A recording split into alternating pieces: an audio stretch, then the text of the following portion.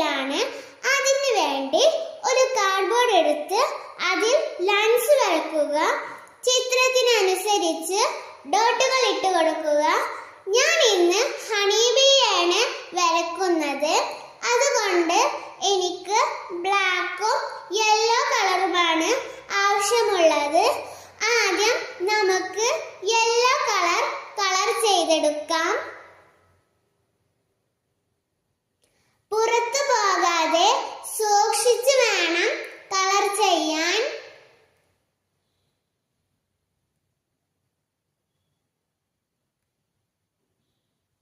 ഞാൻ കളർ ചെയ്യുന്ന സമയത്ത് നിങ്ങൾ സബ്സ്ക്രൈബ് ചെയ്യണേ.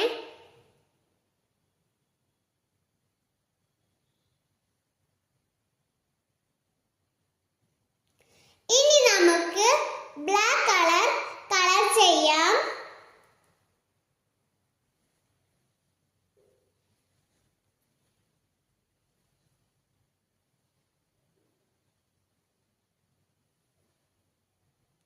ഇനി നമുക്കിത് കട്ട് ചെയ്തെടുക്കാം. ഇത് നമുക്ക് വാൾ ഡെക്കോർ ആയിട്ട് യൂസ് ചെയ്യുന്നതാണ്. ഞാൻ കാണിച്ചു തരാം.